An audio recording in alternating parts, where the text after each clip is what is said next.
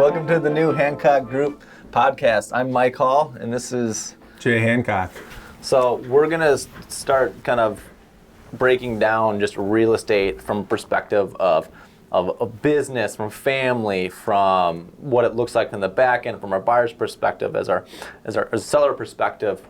First, kind of tell us a little bit about who we are and how we got to where we're at here.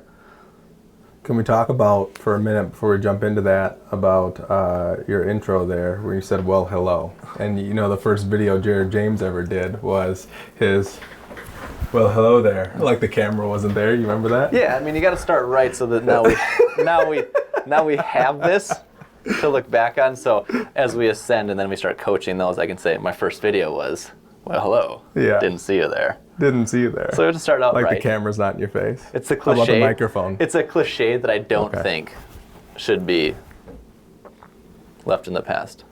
Okay, moving on. So when did you start? Where are you at? How did you get there? I got my license in 2013. I got into the business because I, quite frankly, did not like sitting in one place all day long. It was awful for me.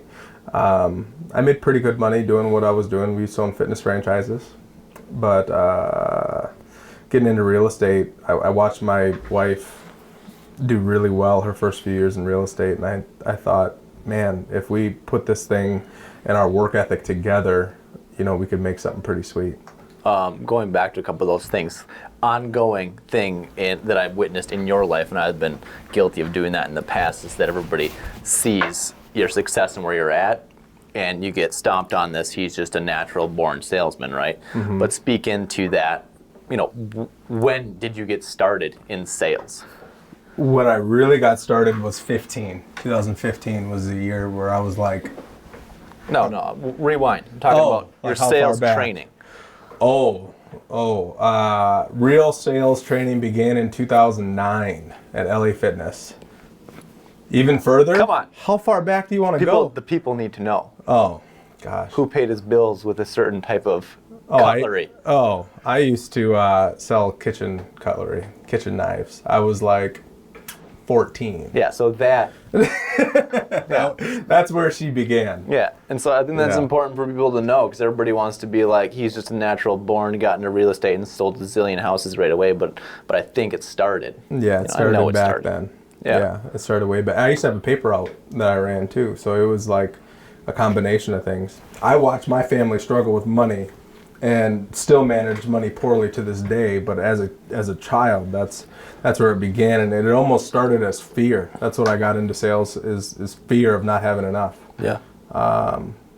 That's where it began, really. It was way back then, and I was driven by fear, and then as time's gone on, I think new motivations have come about. So let's fast forward to real estate. We'll get to all that good stuff in detail, at a later date. But where are we at today? What are you doing annually in real estate? Number of sales? I don't know. What's the numbers? This year I'll sell about 52 million in volume and about 120 units total. 120 sides, not units. Yep. About 108 or 109 units, about 120 sides. So about 120 real estate deals. Yeah. That you're a part of, that adds up to, all in up to about 52 million. That puts you in the top 0.001%, right? Yeah. Where's Michael at? In Minnesota. I'm coming back. I guess to start from the beginning here, I started sales. Probably my sales started out in 2013, right? Yeah. And that's why I kind of unwound the onion a little bit, because I was, fell victim to that mentality of Jay's just like a naturally born salesperson. Like, I can't do that, and having witnessed that over time, I just have a 10-year start or leg in starting. Yeah. So I'm catching up and I'm coming. But that started in 2013 with my sales experience, and then I really think I started trying to sell, and I think you saw that right before I met my wife, right? Yeah. 2015, 2016, 2016. Mm-hmm. From there, anyways, that's morphed into I'll close right around 20 million. And do about 60 sales this year. Yeah. And that's still going to put me in the top 1%, but we got a ways to go, and I got somebody to chase. Yeah, you do. Yeah. Good luck. That's right. All right, so that's kind of the intros where we're at, what we're doing today, and then we're kind of let's morph into more of what we're going to talk about, in this podcast. How is it going to be valuable? How is it going to be fun to listen to? First of all, we're going to stop into we're going to break down all three, I think, important perspectives, right? It's the buyer's perspective in real estate, seller's perspective in real estate, which overlaps a lot with buyer perspective, but it's a whole different ballgame when we're talking about selling real estate. And then I think, personally, the most interesting part is agent perspective, right? Because we're seeing buyer, seller, and then all that back end nitty-gritty that gets everything, into the place and what we actually do from the back end and how we develop that, right? Mm-hmm. Then from there, we're going to talk about the investing perspective, real estate as a whole, as part of your home, and then also as part of an investment, how that flexes in with family, and then from there we have this real estate team with employees and the dynamic, and we can talk about that forever. Oh my gosh, how we've ascended, how we've failed, and how we've overcome it. For those of you who are listening, we failed a lot. So get ready to hear some fun stuff there. They say 2 steps forward and 1 step back. It's more like 20 steps forward and 70 back. Yeah. Right? Yeah. And that's how it feels. Going through it right now, actually. Yeah. So don't you think for a second that we have it all together, because we don't. I think it's really interesting because you can look at all these home sales and all these numbers, but every day there's a struggle, and as we're pursuing like this scalability where we think we have it, and then things crumble, and then we got to rebuild from the beginning and blast forward. Yeah. All right, let's get into topic 1. Topic 1 is our philosophy in real estate, in business, and I think, Jay, you'd agree with me that this is something that we are constantly developing over time, but we do have those core pieces that we've always stuck to regardless of where we're going. That being said, there's a lot of other stuff. I think that's a deep question, and I think there's a lot of ways and angles that you can look at it from too. You look at philosophy. It's a very vague, overarching term. But what do you mean by that? So I think the most difficult one that we've done better than anybody I've ever seen, and not digging anybody, but it's that there's 2 things that we do well. One is that we treat people right. We do the right thing, even when it's not even close to easiest thing to do, right? Yeah. And then this breaks down from those real estate classes, right? When they say you're going to walk into a listing appointment and that seller is going to look at you and tell you that he's going to sell his house to anybody except for a Muslim or anybody but a Jew, and you're like, that doesn't happen. Yeah. But it does. It does. And we're looking at money here, right? We're looking at $20,000 commission, and we're in the face of we need to walk away from that. How weird is that? Yeah, it's a weird deal. How does it actually present itself? Yeah. But then I think there's deeper philosophies with how do you manage your day-to-day, how do you manage your business, how do you manage the people, and quite frankly, you see the ugliest side of everybody in the midst of a real estate transaction, because you're dealing into the deepest, darkest in some people's lives, part of their life, where, I've been in a situation one time, this guy was hiding his entire finances from his wife. His wife had no idea that they were not in a position where they could buy. Had to get a cosigner. Mm-hmm. That cosigner ended up having to be the buyer of the property. And they had to work deals on the back end just because he wasn't straight with his significant other on their finances. And you find yourself split in the middle of a lie that's been 10 years in the making. That's been years in the making. Yep. Further from there, work ethic, right? You wouldn't think on its face that this would be such a differentiating factor, right? Yeah, you would, actually. You think? Yeah. I don't know. So here's what I'm talking about. And I'm talking about the margin. What do you do when you're sick? Bring your butt to work. You make some phone calls. Right, but is that reasonable? Would you expect that to be something that differentiates you? If you want to make the difference that you go to work when you're sick, and you still try to put a deal together, versus somebody who stays at home and puts their body back, would you actually on its face think that would be a differentiating factor? That's nuts. When you're sick, you stay at home. Like, look at anybody who's successful. If you intend on being successful in your career, it's those decisions. I mean, you can even draw that back to sports. Look at Michael Jordan. He He played in a playoff game with the flu. Yep. Right. But it gets pushed aside. Like, they're like, oh, that's impressive, but I wouldn't do that, right? Yeah. But guess who does that? The ones who make it. People who sell an extra house a week, right? Yeah, exactly. And this, I think, has been, I guess this kind of streamlines off of the work ethic, right? But like work ethic in relation to scaling with those people around you, right?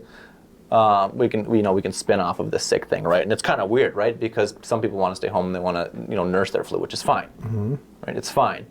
But what about you have this other group of people that's working to collectively, one wants to continue to go to work and one wants to stay home, and they have this weird like clashing. And this can go anywhere, right? This can be the same thing where somebody may want to spend, several weekends, taking vacations with their family over the. You can do that. I don't disagree that that's something that can be done. But I take multiple vacations throughout the course of a year. But guess what? On all of those vacations, there's dedicated time where I got to deal with my work. Yeah. It's just what it is. Just because I'm on vacation doesn't mean I just check out. Yep. And I think that falls in line with work ethic. And I think that's where you talk about like what differentiates people, and you say a simple term like work ethic, but like what are the nitty-gritty details of what work ethic is? It's taking those little small sections and making something of them. And I think that's the marge that I'm talking about. Yeah. Is that work ethic on itself, everybody can say, yes, I have work ethic. I have work ethic. I'm going to go to work. Right. But it's when you dig into that ethic in your day-to-day and you find out like, whoa, I have flaws. Yeah. Well, I mean, we talked about here's the thing is people that even ascend have failed. Like last week, I failed. Like, I didn't make the 100 phone calls I set out to make last week. Yeah. But it's what do you do after you fail, right? Yeah. So, I don't know. Would you say that I would say it's a non-stop culture of pushing the limits and the boundaries forward for personally, but ultimately for our client and our client experience, right? Yeah. Since starting in real estate, we used to, shoot nice photos, and we used to talk sellers out of holding open houses, right? Yeah. Because we didn't think they worked, right? That they work, yeah. Fast forward, 6 years into the business, we shoot every type of professional photo possible. We hold the house open constantly. We have a full-time video crew so that we can monetize. We can use the monetization of social media through Instagram, Facebook, Zillow, in a way that actually stops consumers. Yeah. And then we continue to push the envelope with door knocking neighbors, inviting neighbors to engage in this home sale. Yeah. All from saying I'm going to shoot some fancy photos, put on the MLS, and no, open houses are a waste of time. So it's that never-ending pursuit of developing.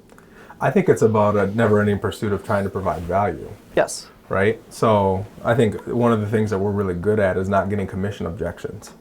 Yeah. We're good at not getting commission objections because at the end of the day, somebody can look at what we're doing or what our plan for their situation is, and they can visibly see like, yep. So quote, right? Yeah. Price is only an issue in the absence of value. Correct. So let's create value that overwhelms anything that anybody else is going to be able to stand. Correct. Our clients are going to benefit from that. Right. Our process are going to benefit from that. And our families are going to benefit from that. Correct. Cool. So philosophy, mixed bag. Yeah. But we have staples of strong work ethic and never-ending pursuit of growth and value add. Yeah. Right? Yeah. Cool. Okay. Well, let's dig into some of these a little bit deeper. What do we mean by that, and what does that actually look like in real life? So, in a client perspective, I think there is a line to be drawn between viewing a relationship as on a client basis and then on a friendship basis, right? And I think when you decide to, as a professional, completely commingle those two, make clients friends, make friends clients, and find no line in between the two, that I think that the barriers get broken down and people truly get the best of you. Yeah, first of all, I agree with that. That's something that I do. But how about for the person who doesn't believe in that? think about that perspective for a second. That doesn't believe in mingling the two. Right. And that is because the objection is what? Well, if I make my friend a client, how about that person that says, I'm going to call my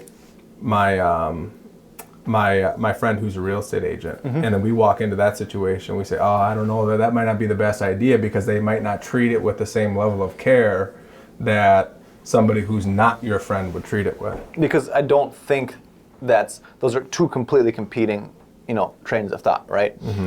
Let's be careful because they may not be able, right? I think that we've done a good job of defining that experience, and that comes back to our backbone of doing the right thing, even when it's harder, right? Right. And I don't think anybody else does that better than you, I, or our team. Right. Is that in the face of hurt feelings, it doesn't matter. Right. They're going to get the best of us. Right. They're going to know where they're at, and they're going to be, coached in the appropriate manner. Right. And let's be real. Some of the most heated discussions, with your clients that you've done things where like, all right, I'm going to go to battle even though everything is telling me I shouldn't, and you just go boom with your buyers. What are the best follow-up relationships?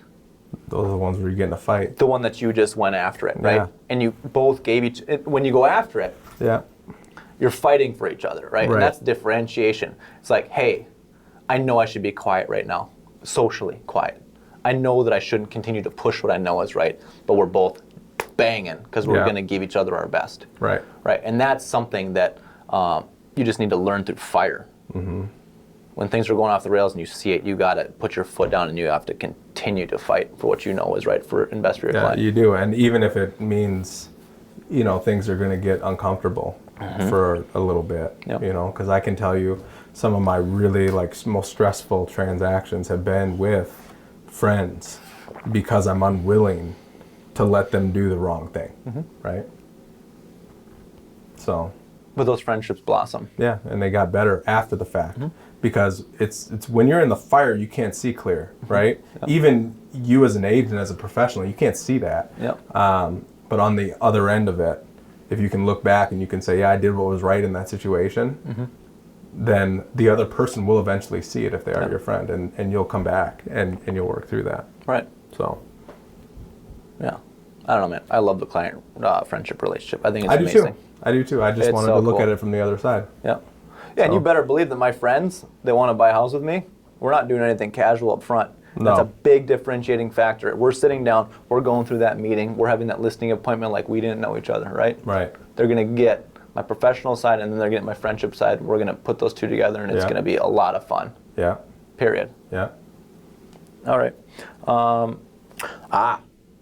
Family life. This is something that is so prevalent, right? Oh gosh, we've lost team members over this. First of all, The whole work-life balance ordeal. I can tell you, selling as many units as I do, people always look at me and they're like, "Dude, you must work 24/7." And there are days it feels that way, but there's a lot more days where it doesn't than when it does, right? I look at this weekend. I went to a Timberwolves Rockets game and I went to a Vikings game, and I still had time with my family, separate, and still got work done, sold houses, right? How do you do that? Leverage. Right, it's leverage, right? I think the biggest misconception about people who perform at a high level is that they do it all. They try to control every aspect of it. But the reality of it is that the people who do it at the highest level, they leverage the things that they're good at, and they do those. Yep. And the things that are less, I wouldn't say important, but less within their realm of and I wouldn't say expertise, but less within their scope of what's important to get from point A to point B, they will delegate those things. Yep. In a valuable way to the consumer, right? Yes. Period. You put the right people in place and you empower them to do a job that you could very well do, but it would stop you from doing the things that you're best at. Right. Which is, one, managing your business, being a good father and a husband. But also managing the transaction. Yep. That you're actually in. And actually managing it. Yeah. Yeah. The Not things that chasing your tail. Yeah. Not running around focusing on a bunch of things that you can't change. Yeah. And the breakdown that we've seen, because we said we've lost agents over it, and that's okay. The breakdown is that every business gets to a point where you just can't do anymore. Right. You go home and you have the conversation, and your wife said, I need weekends. Yeah. Right. So those phone calls, 9:30 on Saturday night or Thursday night when we're hanging out, like, done. Yeah. Like, we can't have that anymore. We can't have the marriage that we need and that at the same time. Right. Right. So everybody scales into that. You hit that wall and you either decide to, all right, I'm going to stop growing in real estate. I'm going to balance it, or I'm going to empower the people, people around me, so that we can continue to move forward. Right. And that's where we miss. That's where we've lost people in the past. I don't think there's a right or wrong way, because both of them are prioritizing their family. Right. Right. Right. It's just, what does that look like? What does it look like for you? And for us, it looks like, let's put the right people in place so that we can continue to grow, Right. both family and in business. Right. It's all about finding a way to break through that glass ceiling while not sacrificing what's important. Yeah. All right, that's what we got today. Yep. We're gonna keep doing this. We're gonna keep getting better. We're gonna scale this too, right? First of all, yeah, we're going to scale this. And secondly, like, comment in, posts, give us response. What do you want to hear about? What are some of the specifics coming into next week that you want to see and hear? And we'll dig into that. Nothing's off limits, right? We're talking about real estate. We're talking about family. We're talking about business as a whole. We're talking about investing. Any piece of it, we've seen it. We know about it. Next week, this is going to be awesome. I know it is, because this is a perspective that's very unique to us, and that new agents coming in the business are not going to be able to live through. So they're going to have to learn about it. Coming out of the great housing recession, we're never going to see something like that again. How did it? And if we do, how are we going to get ready for it? How are you going to get ready for it? How are you going to deal with it, right? Who survived? Who got completely annihilated? Yeah. Who thrived? Those are the three main people. And people who barreled through it, people who just tanked their finances. And the third, like, who are the people that made money, big money out of it, and prospered through that? Right. We're going to dig deep into that from the perspective of our experience in that. I mean, that's where we learned how to sell houses, in the fallout of the housing recession. Hell, I was trying to sell investment real estate in 2008 and 9, and it was terrible. Not a fun experience. However, you grow through it, right? Yeah. So it's cool, man. Plus, we got a lot of our mentorship through people who got smashed in it. Yeah. From the agent perspective. Yeah. You could feel it on their persona, man. They had built this up and just in front of them. Self-imploded. Yeah. So, all right. Thanks, guys, for tuning in. Talk to you later. Peace.